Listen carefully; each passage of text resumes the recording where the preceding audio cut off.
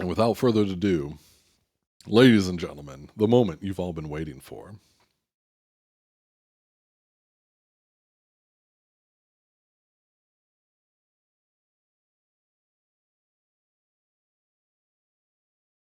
One day, while in your school's basement, you happen to find a blank CD case on the floor.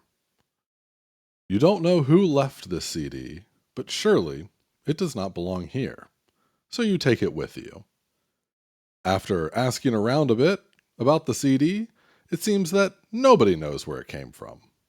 You can't help but be curious about it, and you just have to learn more.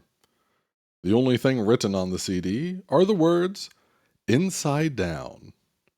And when you put the CD in your CD player, it seems to only have one track, a short loop that seemingly never ends.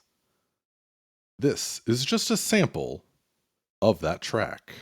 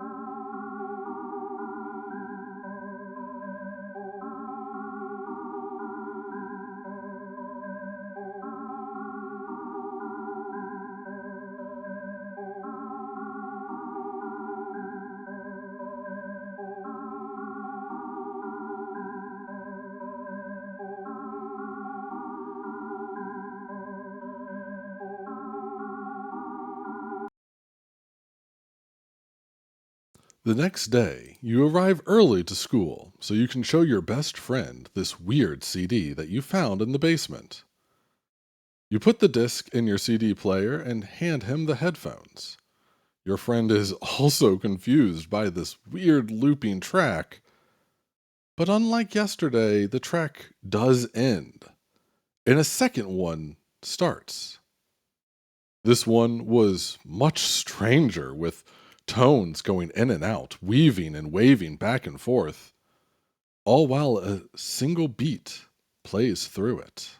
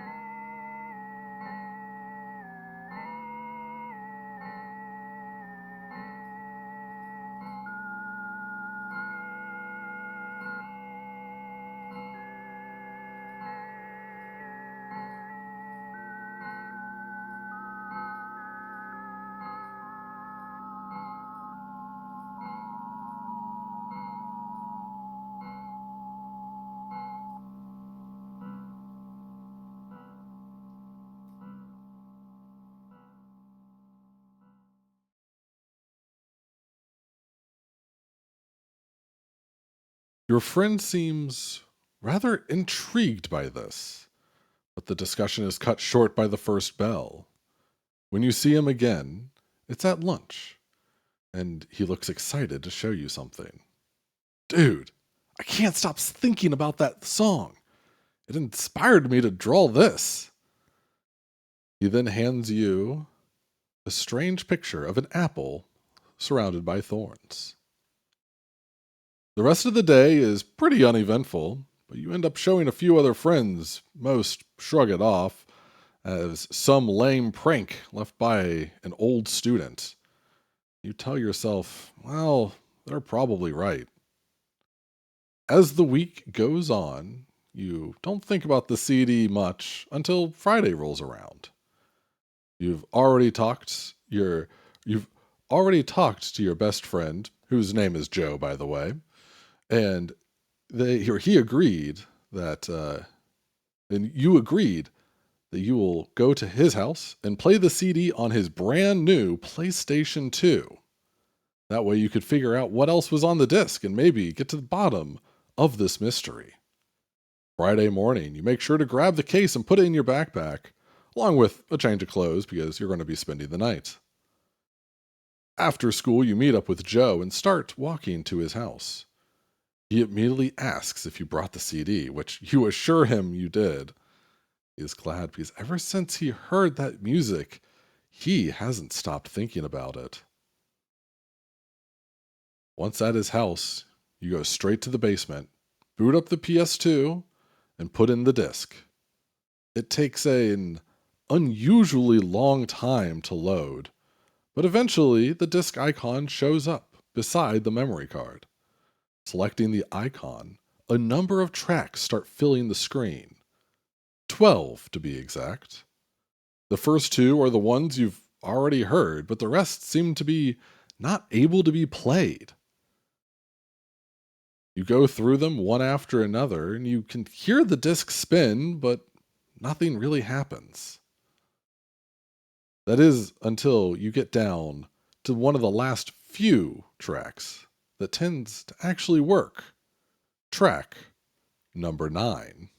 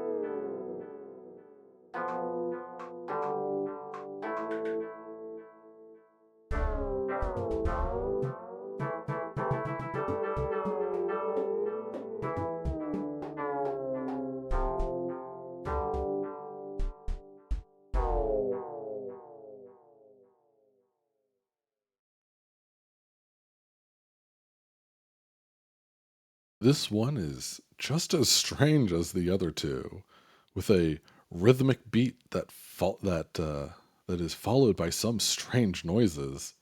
It goes back and forth until the end, which seems to just drop off. While listening to that strange song, Joe starts once again doodling on some paper. Just a bunch of random shapes and stuff. Once the song is over, Joe's mother calls you both to supper. How could it be that late already? It was just one song.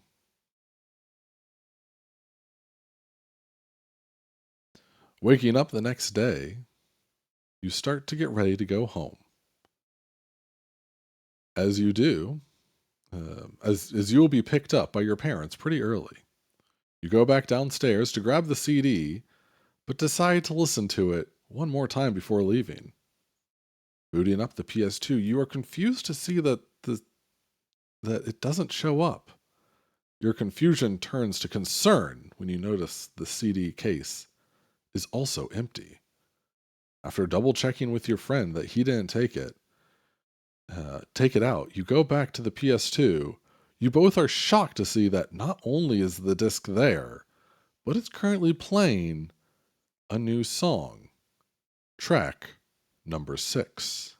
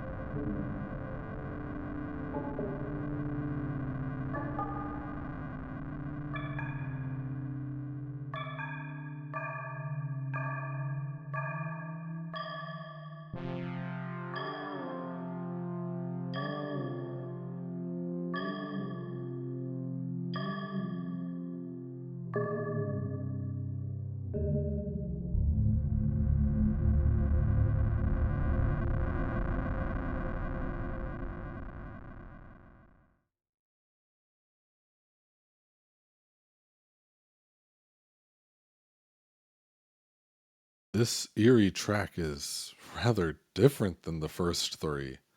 It starts off kind of like the others with the boops and the bops, but quickly fades into long, droning noises with static. Can't help but sit and listen in amazement. Once again, you're only pulled out of it when you're called by your friend's mom. Your parents are here, and it's time to go. Opening the disc tray reveals this mysterious disc. You waste no time putting it in its case and rushing out the door, meeting your waiting parents. After a long, weird day, you get ready for bed. You decide to keep the CD somewhere safe, so you put it in your sock drawer, where it won't be going anywhere. You think about everything that's happened in the past week and what your friend suggested. He, of course, suggested that you show this to another one of your fellow classmates, Kyle. Kyle is always talking about computers and stuff, and maybe he can look at the CD and find out more about it. You can't help but think about the CD as you lay in bed, start to drift off to sleep. While dozing off, you're pulled out by a sound. You look around your room, unable to get up. The sound becomes clear and is somewhat familiar. A song that you think you've heard before, but it's different, distorted, and twisted in an unfamiliar way. All the while, lights shine through your window, one that is impossibly bright. You struggle in bed, but you are incapable of breaking free as the music fades in and out. Just as quickly as it started, the light shot off and the music stopped.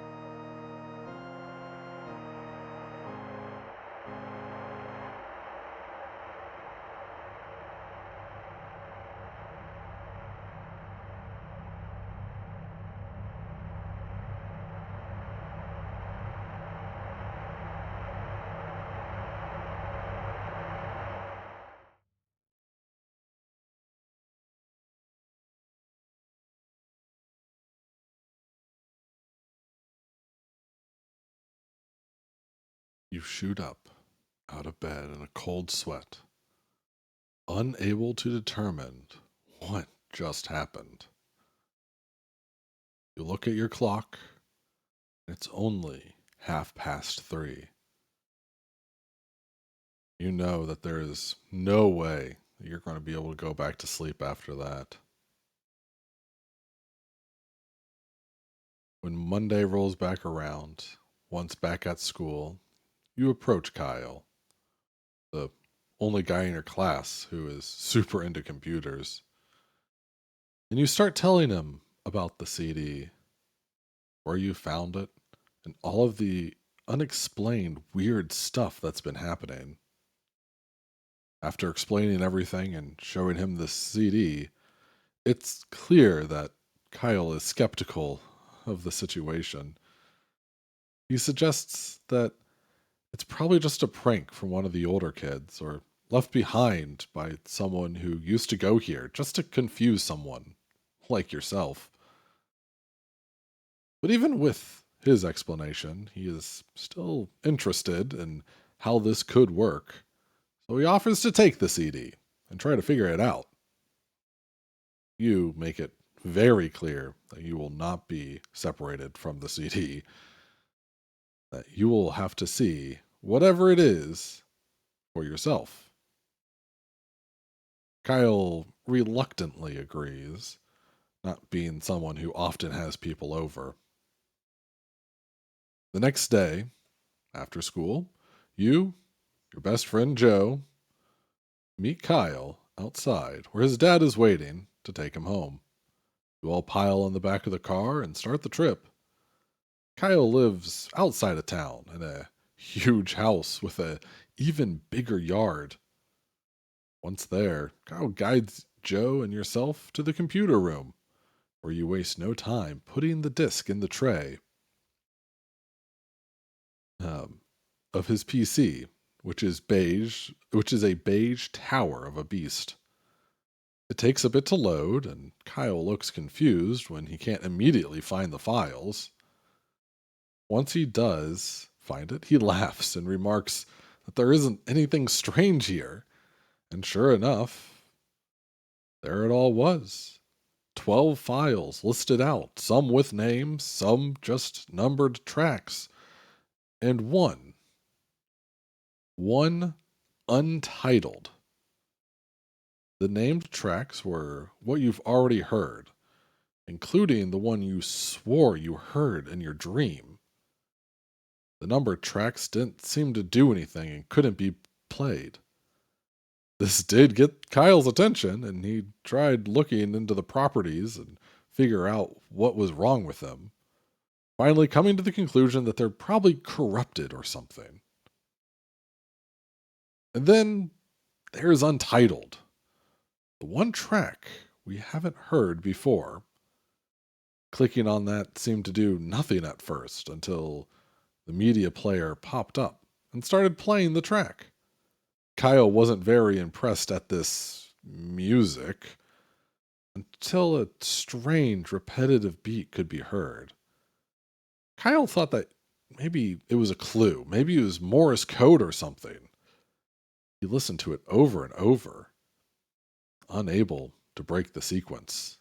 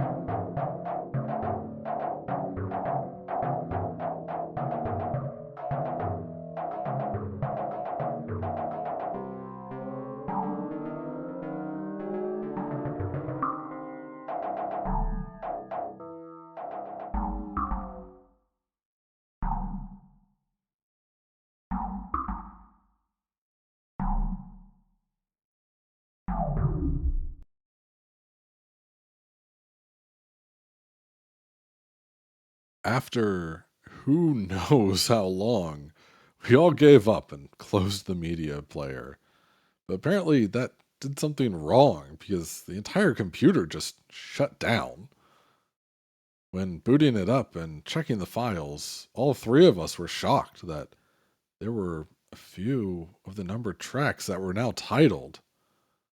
We all looked at each other, shocked, before hovering the mouse over one of them, one of the newly named tracks. One called Re?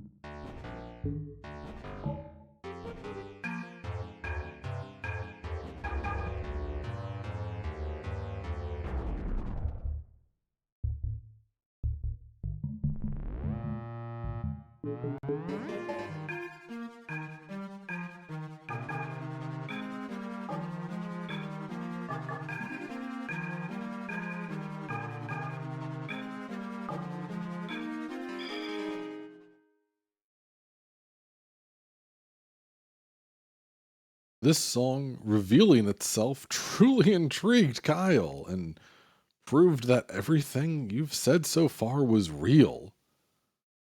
The track was rather short and sounded random and fractured until the very end. After listening to it a few more times and discussing what to do next, we came to the conclusion that it was trying to form a complete song but kept failing till everything came together at the end where it performs its tune. You start to think that maybe, perhaps, the CD was trying to tell you something. It was trying to put something together. Your friends laugh at the idea. After listening to the other tracks, you all start to realize that there might be some truth behind it. Some of the other tracks had a strange static sound that was like interference, or that just didn't sound quite right. While bouncing ideas back and forth, Kyle spends time messing around with the paint program on his computer, ending up with a weird robot looking dude. Kyle explains that this is what he imagined created the disc. We all got a bit of a laugh out of that.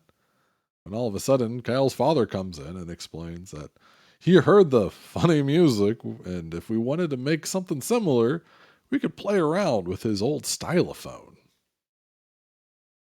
Nobody hesitated when Kyle's father offered to lend us the stylophone.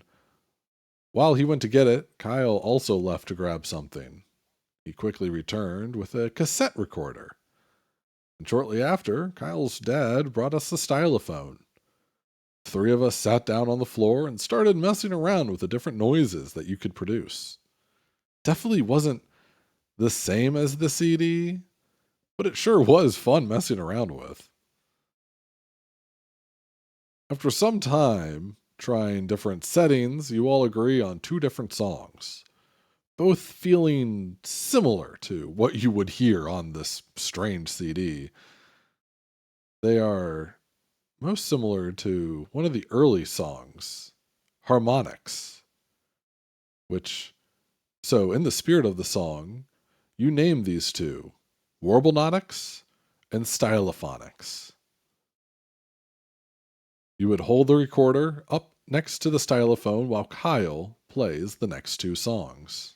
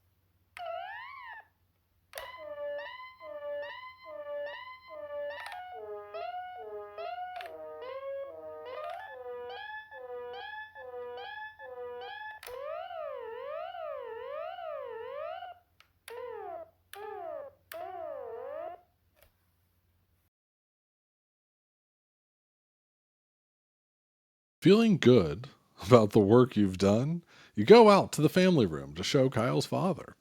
He seems interested in what you came up with, but more likely was just entertaining our own enthusiasm. Kyle uses the recorder to play back the first song, Stylophonics, and his father listens and nods, saying, "That was very different, but fun." In your own excitement, you grab the recorder and start playing the second song, Warblenautics.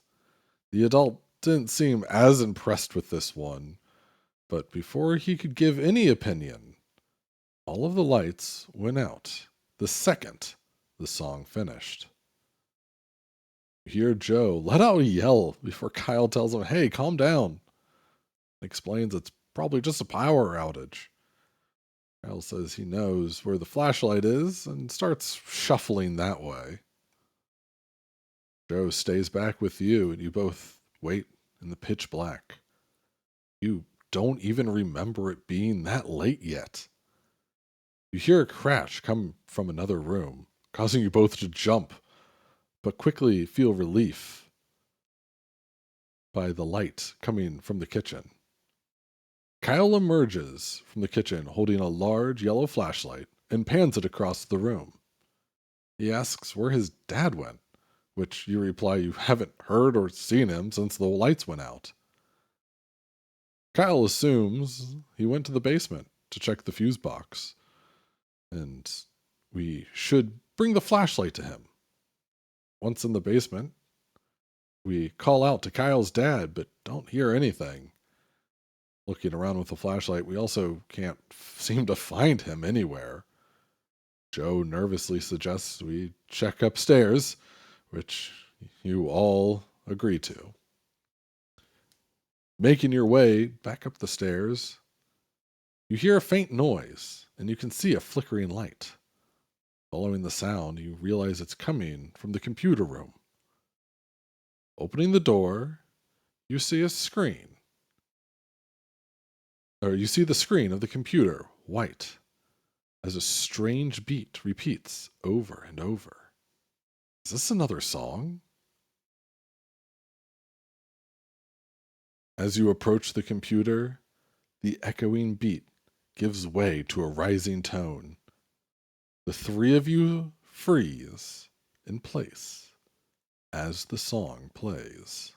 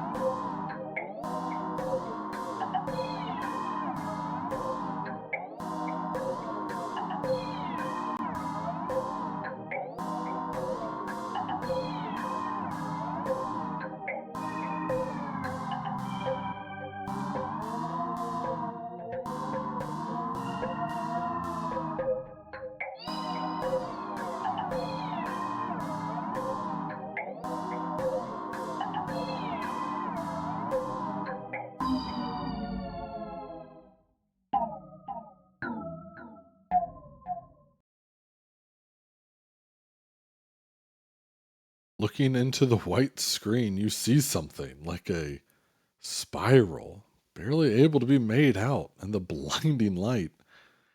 You can feel the room fill with static, and out of the corner of your eye, you see the computer tower shaking, almost vibrating with energy as light pours out of every seam on the plastic case.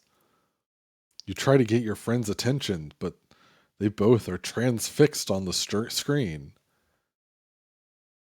Feeling a frantic panic as you reach towards the computer, about to press the eject button, every hair on your head feeling like it's standing on end. The swift press, you hit it, letting the disc tray slide open. The music drops out. The screen goes black. Only a few more of those echoing beats before it's completely silent again.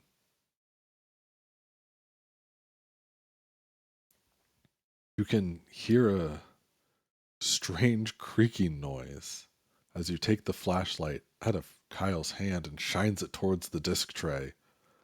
You see the CD is now pure white and smoking a little. Without a second thought, you reach and grab the CD and quickly put it back in its case. You were worried that it would be hot to the touch, but instead it felt icy cold. After giving Kyle back his flashlight, he asked what the heck just happened. You do not have an answer. And honestly, you don't know if there even could be an answer. You just hold the CD case close, feeling the cold radiate through it. You know this thing can disappear, so you want to make sure it stays with you. Before you can really get a grip on what is going on, another noise fills the space. This time, clearly from outside. Needing some answers, you tell Kyle and Joe to follow you, and you head out into the unknown. So there you are, on the front porch. Kyle with his flashlight. Joe still carrying the stylophone and recorder. And you, holding onto that CD as if your life depended on it. You were not going to lose it again. The noise was clearly coming from behind the house. As you all make your way around, you find the cornfield that comes up to Kyle's property, and another bright light out in it. You take a step forward before Joe grabs your arms, trying to stop you. You know it's crazy. You know it is a crazy idea to go in there. But you have to know what is inside down. Can't help but think this is the stupidest thing you've done. Running blindly through a cornfield, following an unknown light and sound that very well could lead to something dangerous. You can hear your friends calling out to you. Maybe they followed you in here, but you're not for sure. The sounds around you are frantic, wailing, droning tones with rapid beats swirling around you. It practically surrounds you in deafening roars. You focus on the light in front of you, one that you can barely see around the corn that towers over you. Your hands sting with the icy cold feeling of the CD that you're clutching so tightly. It hurts, but there's no way you're letting go now.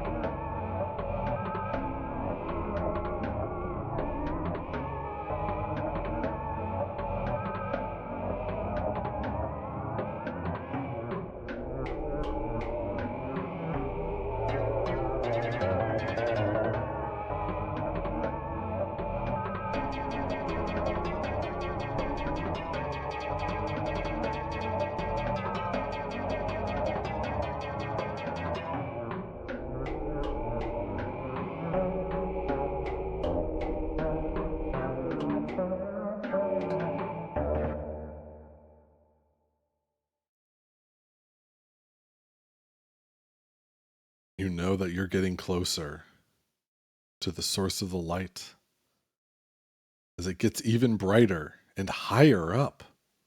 As you make your way through the field, you run past a scarecrow. Although it was far from any normal scarecrow you've seen before. Eyes glowing bright red like fire, and was it following you? It wouldn't matter. You had to keep moving forward. No going back now.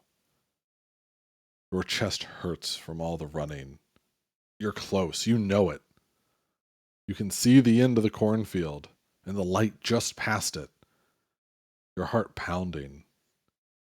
You stop just at the edge of the line of the plants. Too shocked to go forward. This is not the end of the field. You were still in the middle of it. No, this was a huge clearing of burnt plants, making a perfect circle, with the light high above it. Hearing movement behind you, you quickly turn around, ready to face whatever it could be. Perhaps that weird scarecrow, but you're relieved to find your two friends approach. The three of you stand in awe at the scene ahead as blinding light starts to dim down, the music quieting as it does. It focuses down to a single beam in the middle with just a soft hum reverberating all around you.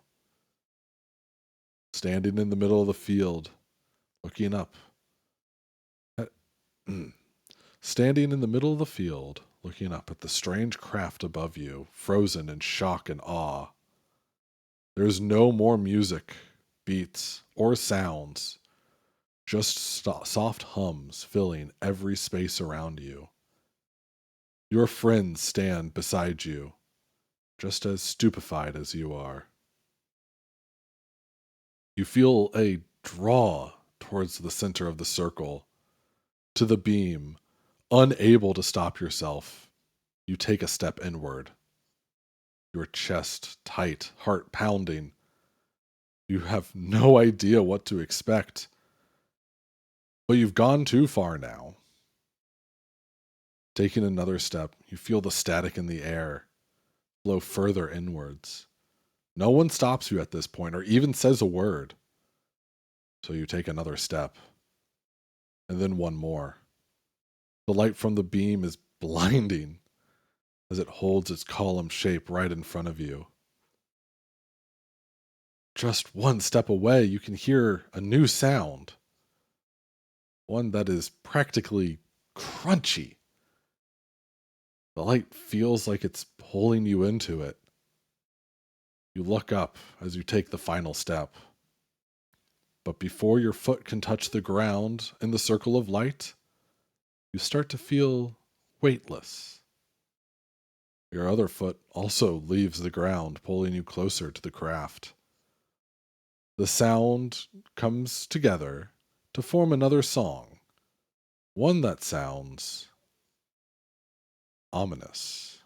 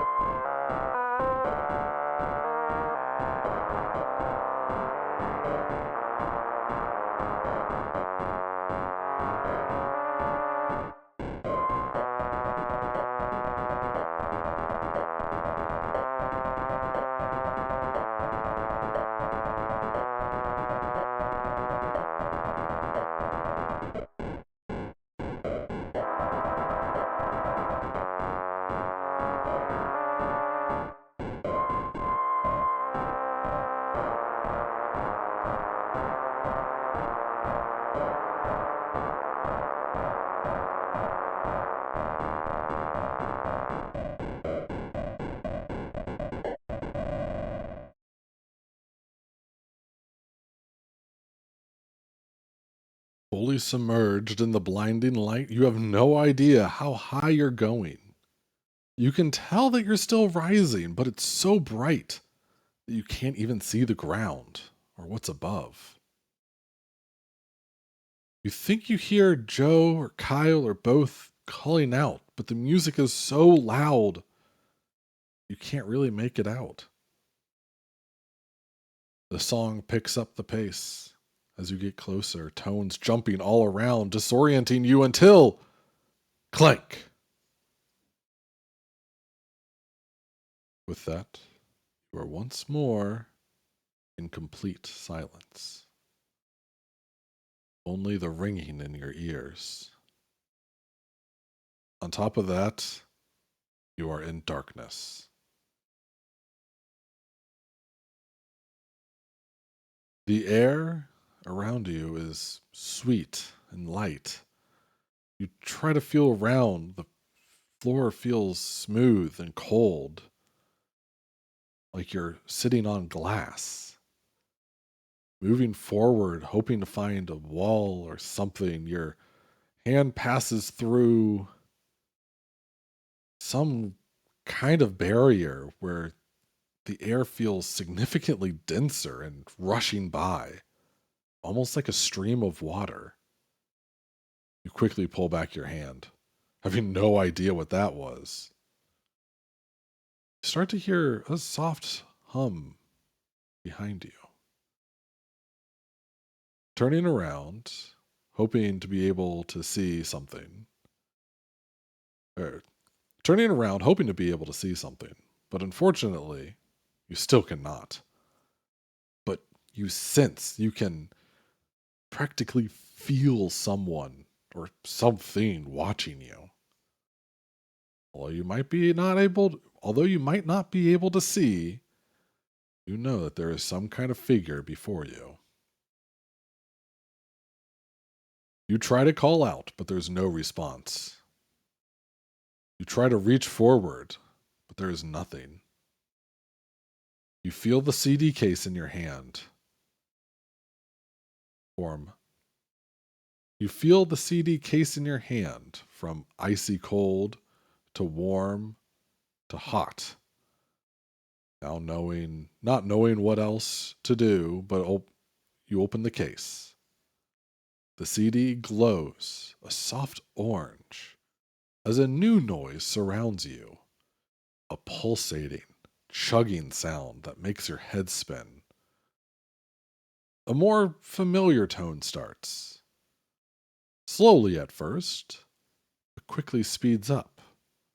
Faster and faster, until it gives way to a sound that shakes your entire being.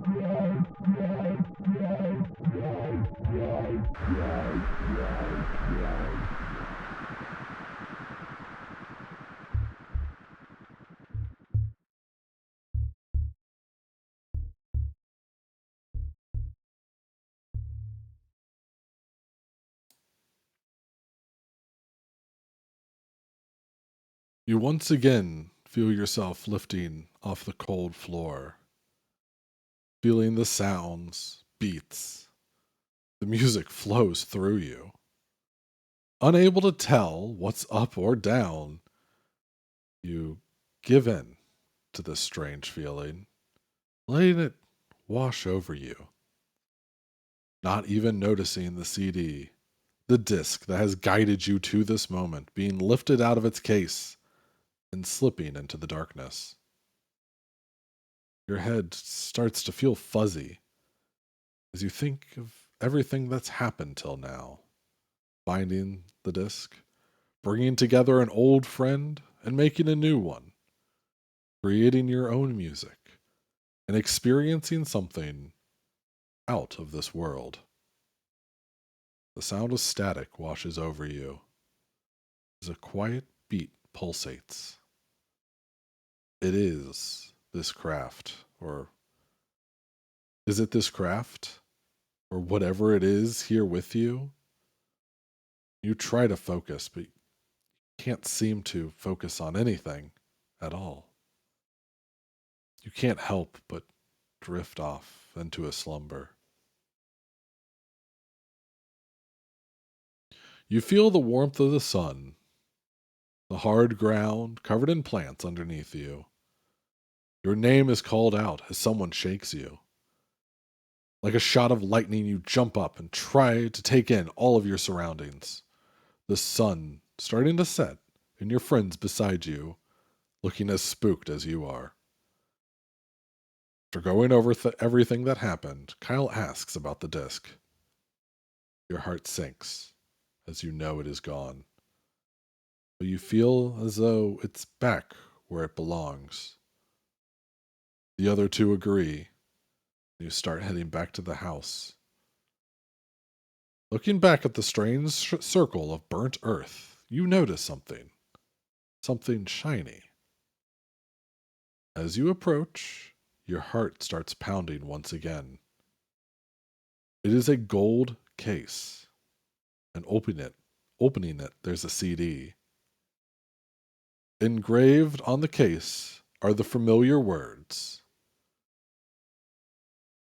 Inside your heart, down to earth.